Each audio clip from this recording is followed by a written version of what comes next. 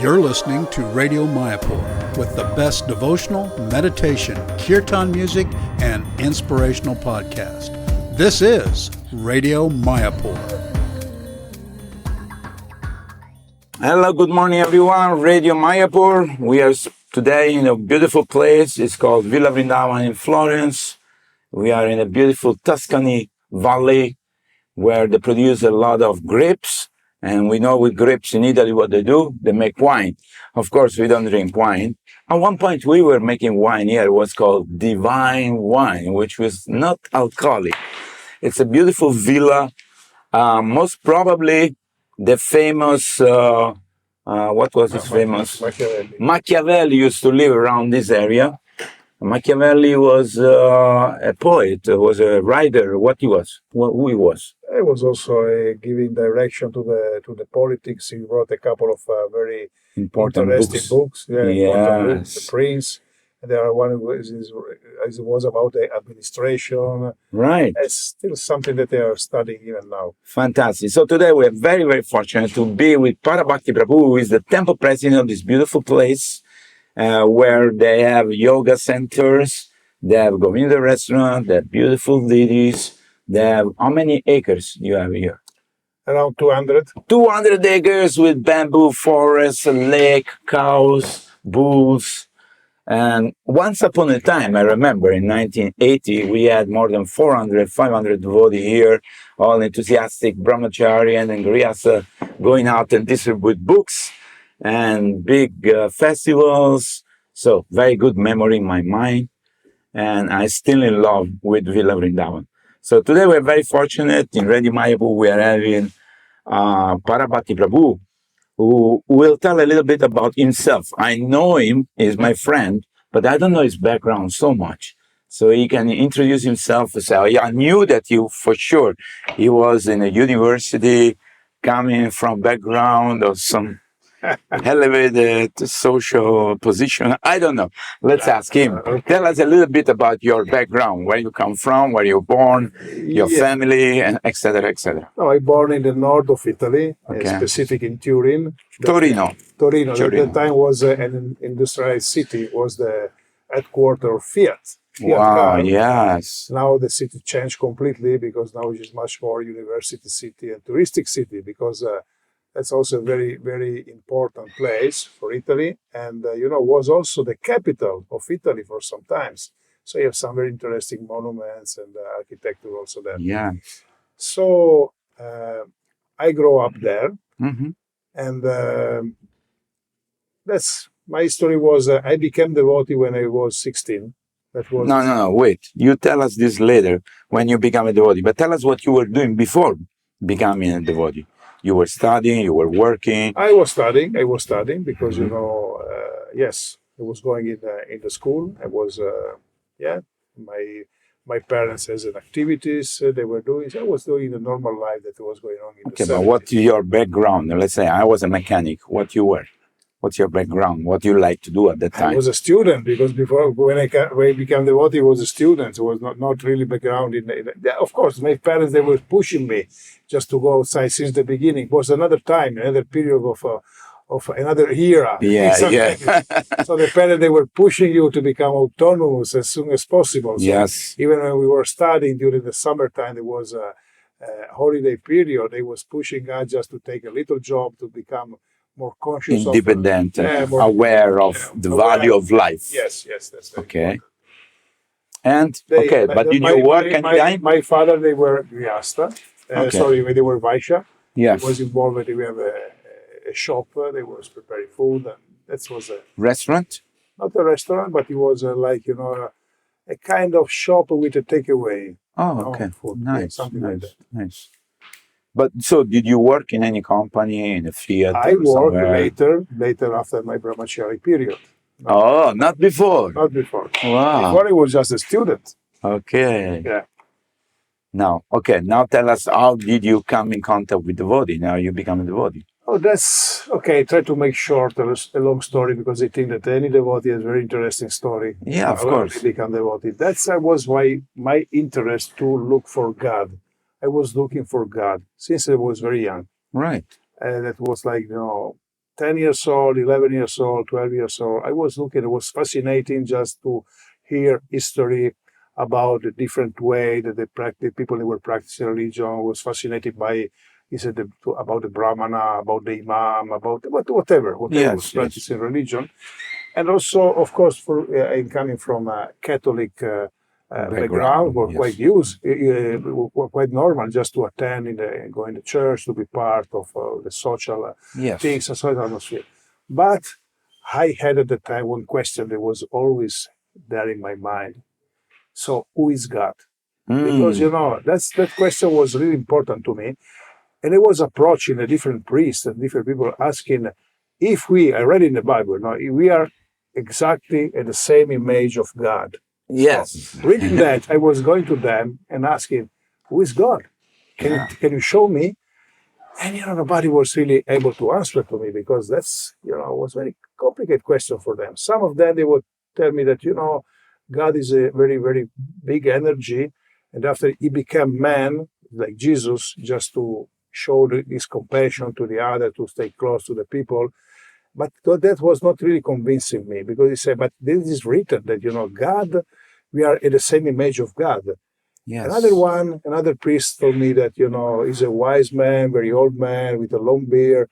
And again, it was not really convincing me because, that's God. Why we have to, of course, he's the most wise, the most sage. So many times happened, that these people, they was looking me in the eyes, they say, why you don't go to play with the other children?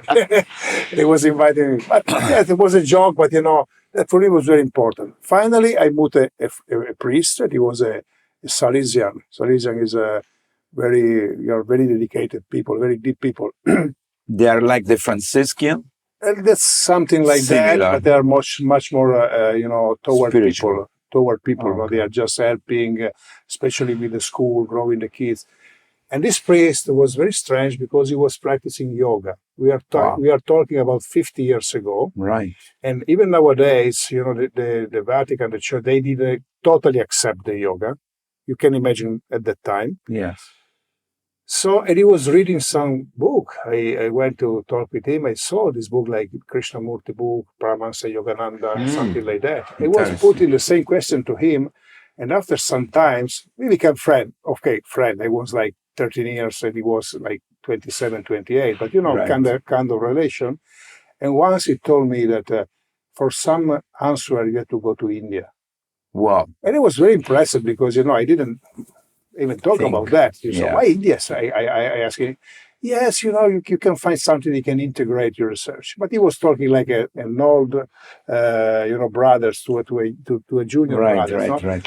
But I saw books that was autobiography of a yoga, yoga by Yogananda, Yogananda. And I asked him, can you give me this book? And he said, yes. And he gave me the book. I started to read something. It was in Italian. It was in Italian, okay. Yes. It was in Italian. It was quite fascinating. But after this priest, moved out for missionary activities in South America, I don't remember. I completely miss him. And that time was the period of the counterculture. Right. Still, because what happened in US after sometimes I arrived also in Europe, in Italy, Yeah. This was the time when everyone was Vietnam War. Yeah, people just right after there was the 70s, the late of the 70s. So everyone was really running out from everything. That was the period, from the family, from the society, from this, from that, and when everyone was looking for freedom, And we used to have this gathering between friends, even we were very young, like 14, 15 years old. And we were just staying together, drinking, smoking, not only cigarette. And so we have this time. And we used to have in this group like reading some story coming from wise story, coming from, the Indian Americans, Native Americans, yes. also from India. Yes. And I was looking for my question about God. Yes. And I still remember it now. One night, one evening, one guy, he just started to read something. He was starting to talk about the blue God. Blue God? Blue God. And it was, when he saw this blue God, something came in my mind immediately. Just I remember it. He said, which is the name of this God? He said, Krishna. Whoa. He said, Krishna. Krishna was nothing new for me. I never heard before, but when he said the name Krishna to me was something that came in my mind as something familiar to me, And I asked him, what it means this? He says, he told me, he's a blue god. I said, blue god, I know Shiva. Because we say, no, Shiva is only the third god, blue. He's completely blue. Say, I want to know more about this, about Krishna, Yes. And he told me, I don't know, I just got the story, But he said, there are some young guys that they are coming, they call them Hare Krishna or something like that. They shave their heads and they are just going around and distributing books. And so he said, where can I find them? And he said, I don't know, but I know that they were more or less in the center of the city. So I start to go, because I was living in the suburb of Turin, I start to go every day for 3-4 days with the real intention to meet the devotee. Right. And I was never able to do that because in the 70s, not like that. It was not the internet. It was not easy to find people. Very different. And finally, when I was totally, I tried, nothing happened.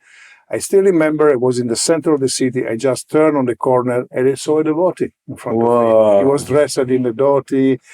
And that's very clear to me.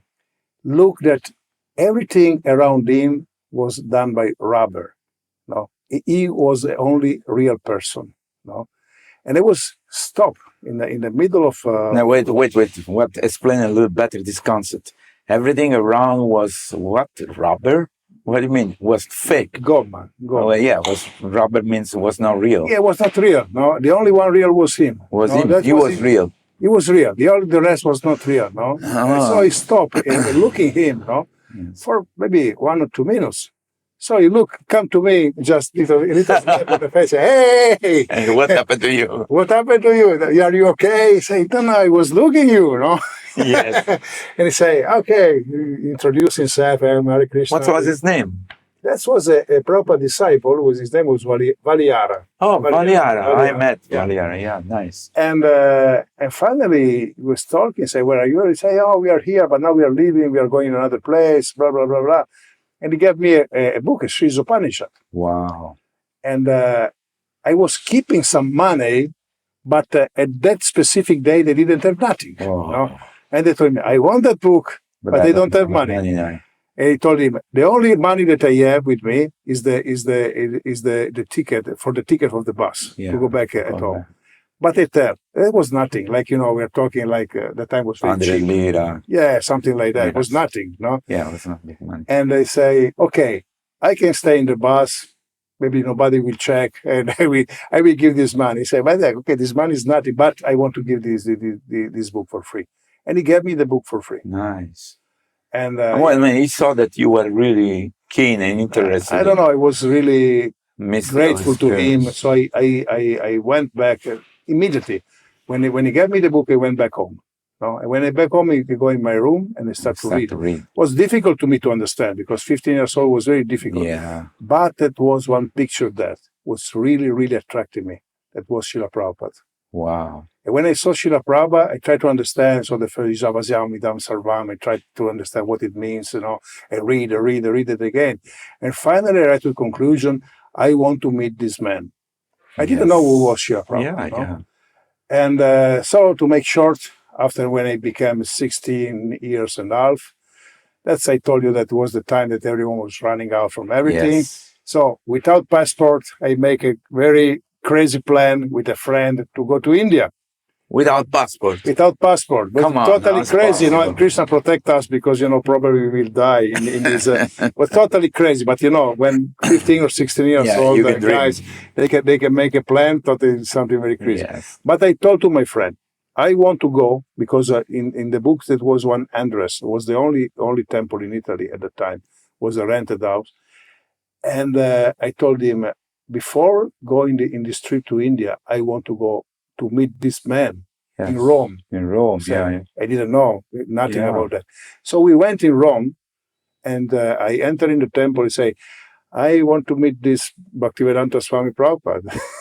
Which year it was? It was 78. Oh, yeah. Right after he left the body. He said, he's not here. He came only once in Italy. But unfortunately, he left his world. He passed away. He left the world. Wow. But they invite me to enter in the temple. At that time, we have only in all Italy just a small ditif of Gornitai, and it was Gora Arctic time. They start to sing the Gora Arctic, Even in time. and to me was like to say the feeling was I went back home. That's my home. Yes. That's so I look my friend. When the Gora Arctic finished, the devotee they invite us to take prasada, and after we were supposed to leave. And the devotee say, okay, now we are going to close. Say, so, and now where we go? One devotee It's too late. So that's not my problem, no? We are living it. But if you want to stay, you can stay. You can stay. And so I stay and practically became devotee. And your friend? My friend also became devotee, Nice. but after a few months, he went to the military because at the time it was mandatory. Yes. And he lose himself after the military period. But do you remember the address of this place in Rome? Was in Viale di Porta Ardeatina. Was the second temple. Second temple, Viale di Porta Ardeatina. Yeah, I remember this temple. Was with a swimming pool. Was a kind of villa, no? A house. I remember. It was small. And at that time, I think in all Italy, maybe we are like 30 devotees or something like that. Yeah, not so many. Very few. Nice, beautiful. So this is very mystical. When the jiva, the living entity, they are really keen or interested in meeting the truth, in knowing God, then Krishna makes some arrangement that your life direction change exponentially, and then your life become wonderful. Tell us a little bit about your parents, how they react the fact that you become a devotee. Initially, maybe they were against, or they were favorable. I'm not proud of that part of my life because I was underage. Yes, I ran away from 16. house. 16. So probably my parents they were looking for me for sure. We went to the police, but that time was much more difficult to find the people, and so I was staying in the temple, practically hiding. All the situation. So what did they know? But at the same time, I went in the book distribution. So I spent more than 1 year in that situation. In that situation, I spent more than 1 year just going here and there and traveling, doing book distribution. Right. And once when I became on age, when I became 18, I lose my document. Losing my document, so the police come to know where I was. And they noticed to my parents. Right. And because you didn't tell anything your parents. I didn't tell nothing to nobody. I tell you, I'm not proud of this my part of life. But you really had to go back in that period. And I don't say I didn't do nothing very extraordinary. It was, I can say, not the normality, but was quite common. The people were doing like that. People were running away from home. So, and finally, we at the time we also bought other place near Milano. And the time I was staying in the north of Italy near Milano, and I got a call in the temple that was my parents calling me. And they tell, "Where are you? We miss you. Where are you? We don't know." So they informed my parents, maybe the police. They informed that I was staying with the Hare Krishna. Hare Krishna, yes. And the time was not really established. The movement, still the people they was considering maybe. As a cult, as a cult. Something strange. Something's very strange. So, and finally, I went with one Prabhupada disciples to the house of my parents. We went together, dressed as much as a devotee. Not as a devotee, as much normal was possible for them, not with dhoti. And the reaction when my father saw me, he just gave me a big hug. And he ran away crying. I didn't saw him. It was very heavy for him. After almost 1.5 years, 2 years, they didn't saw his son. Yes. And my mother, she was much more, she stayed close to us, spent time to her, and she gave food. She cooked for us. She got that we are vegetarian. She cooked everything vegetarian. Nice. And they were never against. They were always.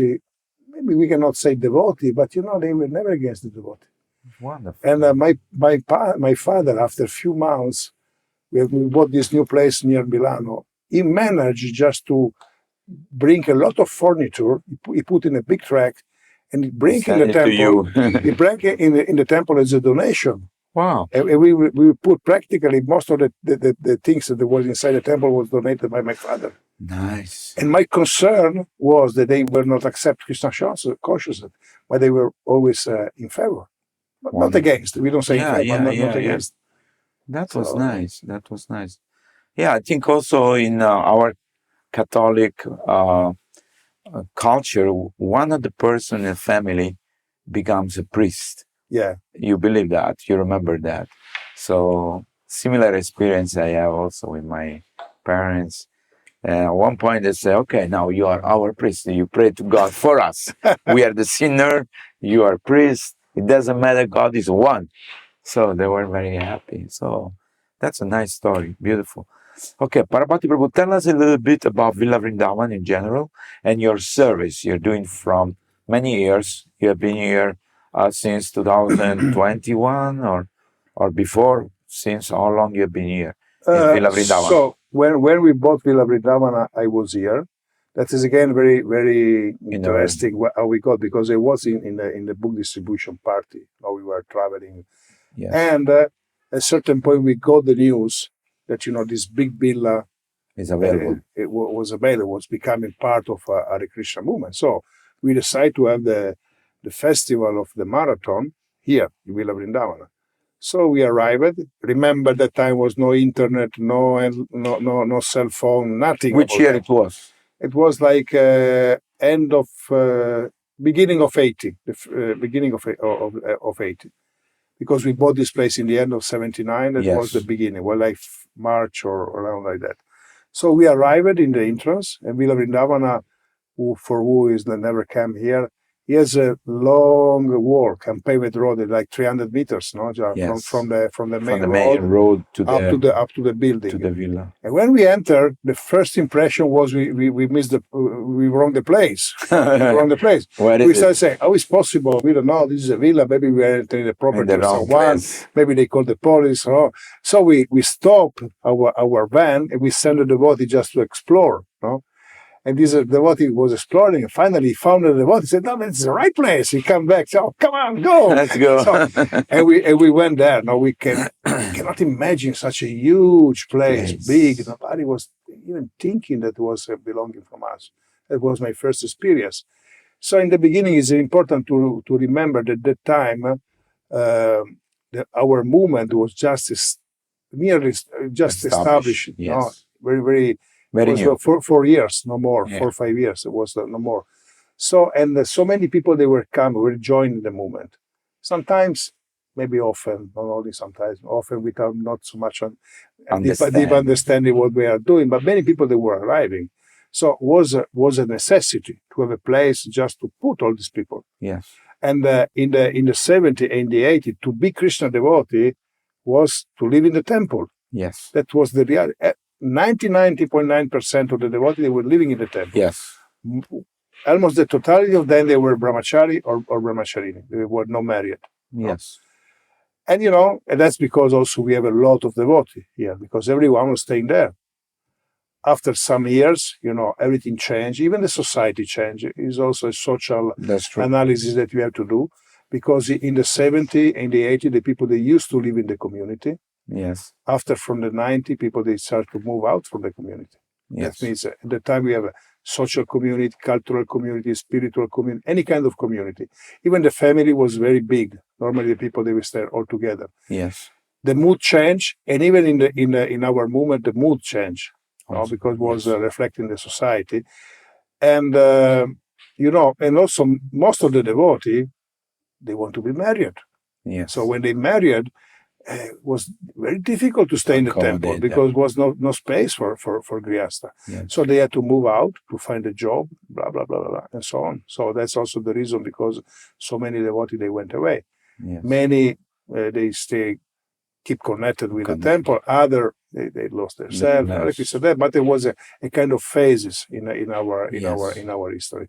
I also moved out from the temple after the brahmachari time. And when I was 24, I became married. So I was not, initially was not a devotee, my wife, but we found a good feeling, a relation in between them. And of course, I started to work. I continued to study. I was managing, working for a company. I also was into the outdoor activities. I was teaching. I had a school for training normal people and also instructor to scuba diving. Wow, Yeah. scuba diving, nice. And that's allowed me just to, both the job and also this activity was allowed me to travel from many places in the world for different purposes, but mainly connected with the activities. And I spent almost 20 years into that. I was, of course, Krishna was always in my heart, and Prabhupada was always in my heart. But honestly, I was not deeply practicing anything. It was not. Also because, in that period was a quite challenging period, no? Yes, And I maybe remember. not everyone completely agree what was going on. Absolutely. We know the story. I know. Like, we were practicing by ourselves, no? And just staying at the window, no? Yes, on the borderline. Yeah. So actually, you asked for my. So in the beginning of the 2000, I was coming more and more close to the temple, to ISKCON, and somehow happened that Villa Vrindavana was in a deep crisis. That was really difficult to think about the future of Villa Vrindavana.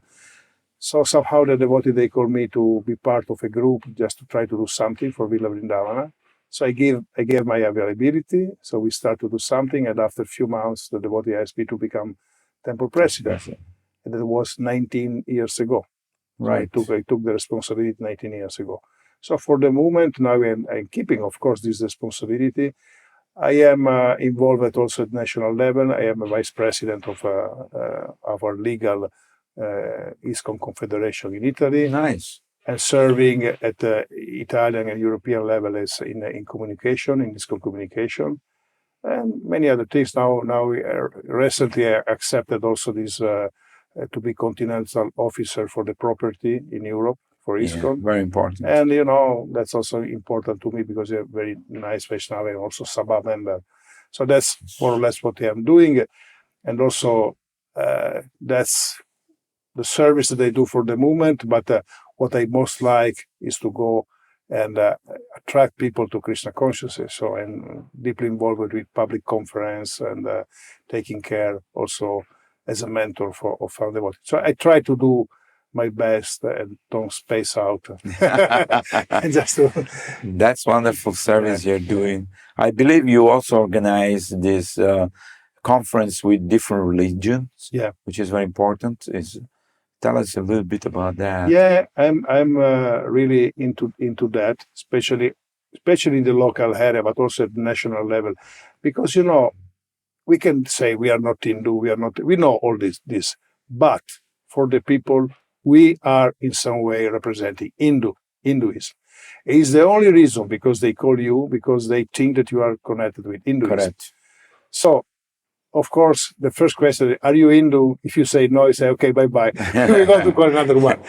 When they give you time, and sometimes happens sometimes, you can explain what it means, where it comes, why the Hindu word is just, something. Correct.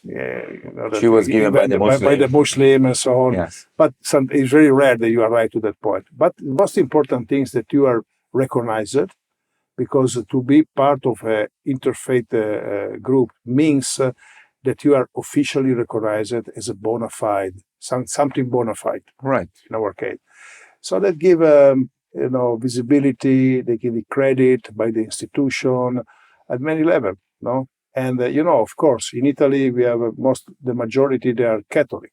Yes. No? Yes. We are other group Christian. We are a small group, but this allows us to sit at the same table. That's very important. Very important. Very important. Even the government, when they have to do something or some event, they call you. So interfaith dialogue, it moved to two different levels. One is just like a job. I'm using this just to let you understand. That means that you can gather with the leader, discuss maybe some urgent topic in the society, give your opinion. That's also very important. Yes. Make a photo together, shake the hands, go in the media, and the media they will report that all the leaders they put their name. They came together. That's what's kind of meeting. That's from the communication point of view is the one who is really giving credit with the Right. society. And also there is another level of interfaith dialogue when the people, they are deeply following, they go inside of their tradition, they share the value. When they go inside the tradition, they means that maybe in a different way they found bhakti. Right. So when they found bhakti, when you deal with them with that level, is totally different, because it's just different way to serve God. That's really interesting. And I always remember Bhaktivinoda Thakur when he said that only who really go deep in this tradition is able to do a real interfaith dialogue. Absolutely. That's the reality. That's the part that I love. And I discovered friend, even coming from a Catholic background, Muslim background. They are sincere people that they are looking for God. They try to serve God. So rare people everywhere, but you can find. They're very honest seeker of the truth, and yeah, they want to love God, Yes. which is a unifying religion view. Yes. Actually, this is very important. Move the people to the level, because at the neophyte level, the people they want to create, they create division. Yeah. When they are little more mature, Then they find a unity. So just to give an example, I stopped to use this word diversity. I'm using variety. All right. Variety because means much more the sense of inclusiveness. Correct. Of course, you have to find the right people. And, Absolutely. but when you find the right people, believe me, it's wonderful. No? Because I remember I was saying this morning that years ago, was like 10 or 12 years ago, I asked to all the religious leaders, the people, just to have a special meeting, because normally we gather when we have to discuss some relevant topic for the society. That's God. That's good. But I told them why we don't meet together and we share the way that we love God. No? That's wonderful. And in the beginning, nobody was really supporting me. We say, this topic is too complicated. Nobody will come. We'll say, I say, okay, let's try. They went in Villa Vrindavana, in our place, and we had one of the most beautiful meetings they ever attended, and a lot of people were there. And it was amazing to listen, some priests, not only priests, also some practicants. They were sharing what is God for them, how they love God, even for the Muslim, for the other. That's everyone coming out from this meeting was really, wow, like to be in the heaven, Right. See different friends, they are speaking from different language, with different perspective, but they convey in the same center to God. Yeah. Love is God. God is love. Yes. So if we have that in the center, then we can communicate with everybody. Yeah. In fact, I would say that even some devotees, sometimes they become fanatic. They think, we are the only people who know God and everybody else is in Maya. But it's not true. Everybody has to some degree, some understanding of love of God. Yeah, so maybe we know that we have to also be very rational. Not every, at some level, the understanding is very low. Yes. But it doesn't mean that you have to discriminate these people. Like, Absolutely. when you become a teacher, you can teach to the young guys, to the elementary school, or you can teach the university. Of course, the language can be different, but the meaning of to be a professor, that means also to have a higher vision, is to help these people to grow. Absolutely. So sometimes also for some religion or maybe some person are at the elementary level, but they are sincere. So if you block them saying that you are the best, you put a barrier. Yes. It doesn't help. I don't think that the devotee, they have to act in that way. Absolutely. They have to be sincere, welcoming, and understand the level where they are, and just to give their best to help them to grow. Because if you really have the most elevated philosophy or whatever you want to call, so you are supposed to have the better understanding, and the better understanding for what? To declare that you are the best. No. That's normal. Everyone is thinking to be the best. Everybody think are the best. When you start some interfaith dialogue, in the beginning, everyone in the first meeting they start to establish that they are the best. Yes. That their philosophy is the best, and the other they're okay. We accept you because I'm very merciful, or something like that.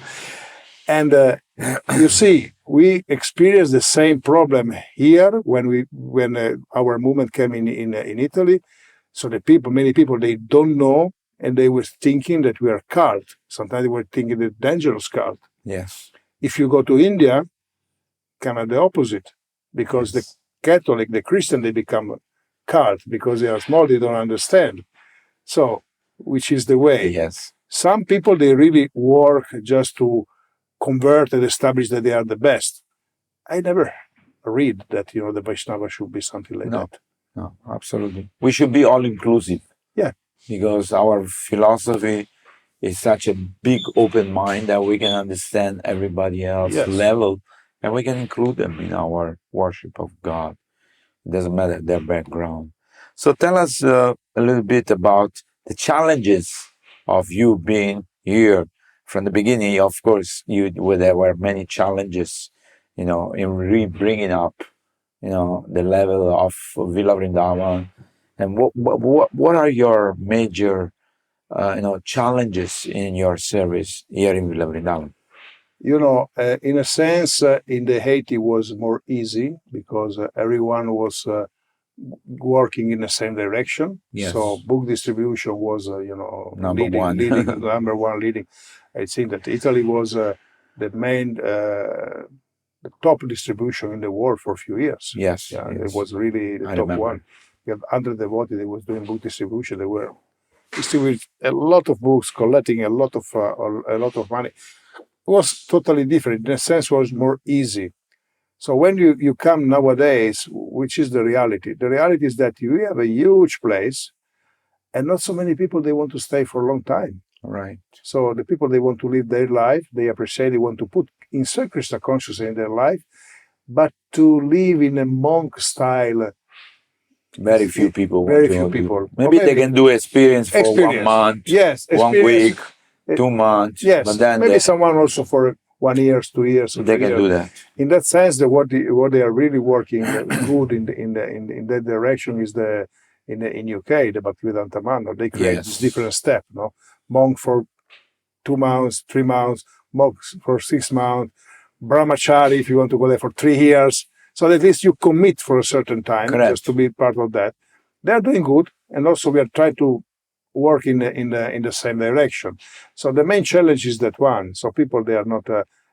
When I was brahmachari, we was sleeping all together in the same room on the floor, like sleeping bag, 30 people in one room, and that's it. One bathroom for everyone. No problem.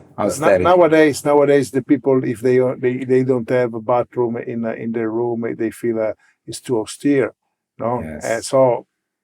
You have to think about the world is changing. I don't say that it's better, but it's changing. No? Yeah. So the main thing is just to find and involve the people with this kind of mentality. So in between them also there is some what they commit for all life. This is the main challenge. The main challenge that I face is that to find the devotee they want to commit for long times. Right. And it's not only here. It's especially in the Western country, but I heard also in India. More or less, they have in many places the same problem. Yes. People, especially the society is changing, the youth especially are changed. They are used to live day by day. Yes. And this day by day is difficult because they don't give you the perspective for the future. Yes. So sometimes we are talking about succession, because always going to be the next step or president or whatever it is, take some position.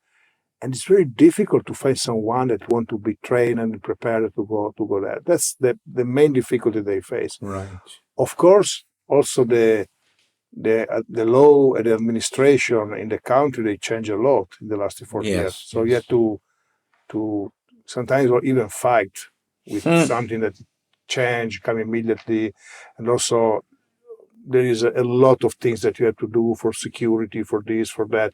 So we have to move step by step. So when I took the responsibility of Villa Vrindavana, so the situation was something was done, but they say, okay, we will, from the security point of view, for everything, we have to transform everything, to make a really safe place for everyone. And if the people they don't want to come here to stay for a long period, just try to give them the opportunity. Yes. So that's because we started now is many years the volunteer program. Mm-hmm. So we are working with the volunteer. They are coming for 2 weeks. Some of them, if we agree, they can extend, But that's interesting because many of these guys, they came, they didn't know nothing, totally nothing about Krishna consciousness. Only they saw a place within their international organization. I want to go there. And some of them, they become devotee. Yes. Some also Absolutely. initiated devotee. So that's Absolutely. important. Also, we have other program for ashram experience. So we welcome the people. The difference is that the volunteer, we just make easy for them to practice. For the volunteer, we ask them to follow all the program. So they start immediately to go to Mogul Arctic, this and that. Nice. So we have some kind of experience. And, they can extend to become devotee. We have few devotee here that they just came for stay maybe 1 week or 2 weeks. Now they are 2-3 years that are here. But the challenge is also to help these, especially the youth, just to understand what they want to do in their life.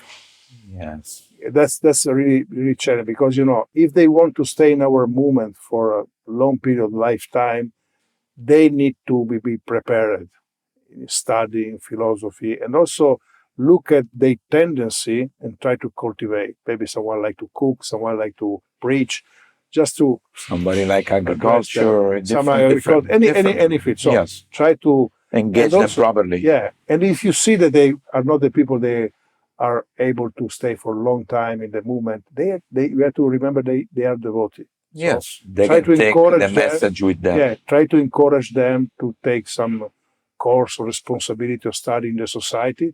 And when they become, I don't know, bakery or a kind of a lawyer or whatever it is, still they will They're have connected with us. So that's the main challenge that we are facing with. I understand. Yeah, that's very important. Tell us the most beautiful slogan you like of the Bhagavad Gita. Tesam satata kirtanam bhajatam pritipurvakam dadami buddhi yogantam yanamam upayantite. Tell the translation. The translation is the one who is serving me with love and devotion. I will give the intelligence by which they can come. Which they can come to me. And this sloka I'm repeating constantly because it's true. I experienced many times in my life. If the people they don't render service, they will not understand.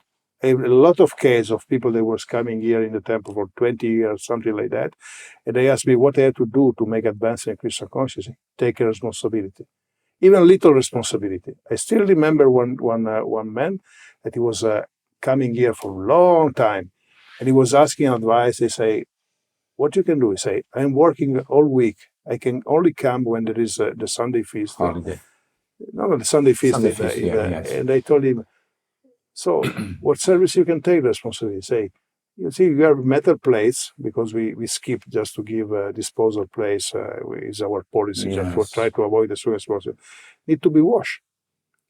And he told me that I will take the responsibility. I will organize a group. I will every week, every Sunday, we'll wash all of this. Sometimes 200, 300 or whatever it is. It's funny because after taking the responsibility after a couple of months, come to me and say, now I'm understanding much more better the philosophy.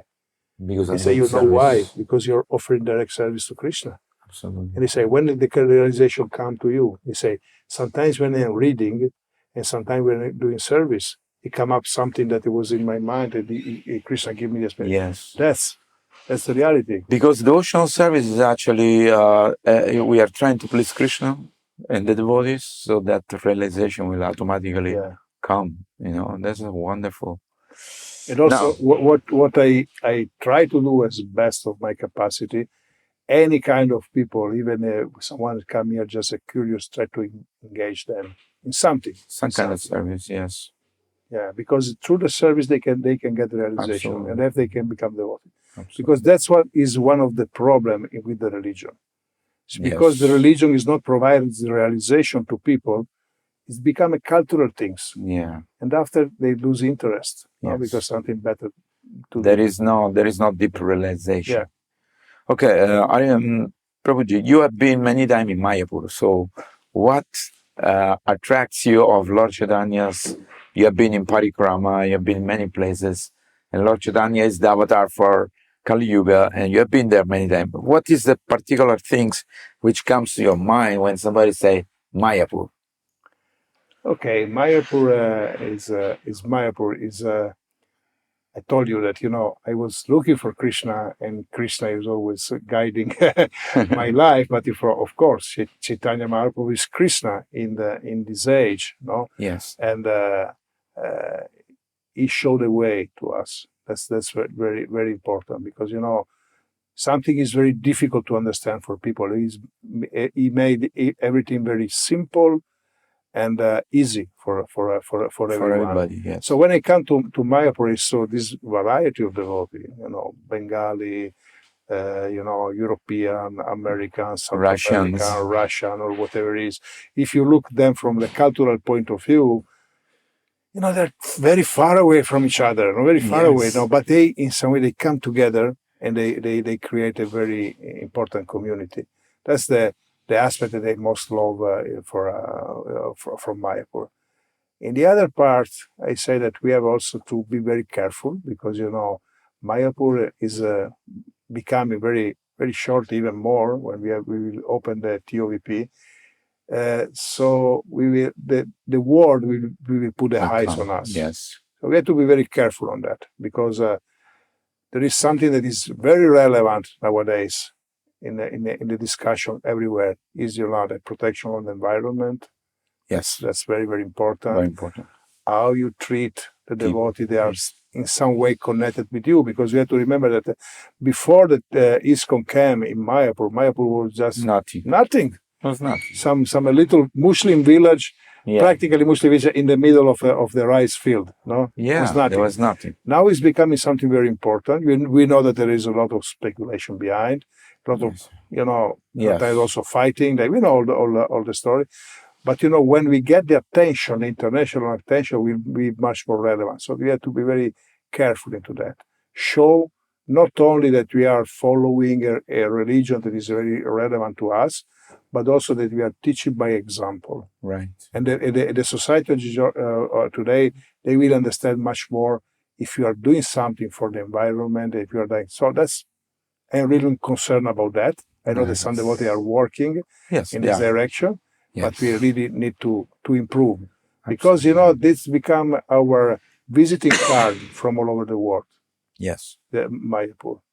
When you will be open completely this temple, so it will be the headquarters. It's already the headquarters, but the world will understand that that's our headquarters, and they will look at every single thing that we are doing.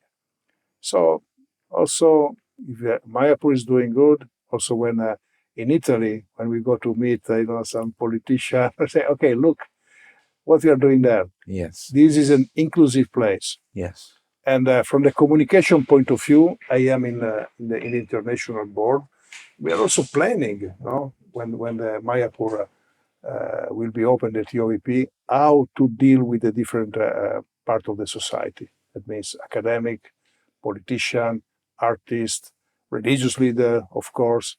So that will be something very relevant. We have to be prepared. You have to be prepared. Yes. Because, I remember a few years ago, the Mormon, they opened a church in Rome. Yes. They spent more than 100 million euro just to make this church. I went there to visit this place. It was, wow. Inside was really shocking you, because any single detail was really perfect, very, very fine, refined. And now it's not possible, because when they open officially, they consecrate, and only the member they can go inside. Oh, no one can go and visit. No. You can go in a part outside, but it's their policy. Only the member they can enter. Okay. You have a card. If you don't have the card, you cannot enter. You cannot enter. But they invite everyone, and they make a very nice reception. I was in Italy, and they just invite me. I went there. I didn't ask. But even for some devotee who was coming from outside, they paid flight ticket, they pay accommodation, they pay everything.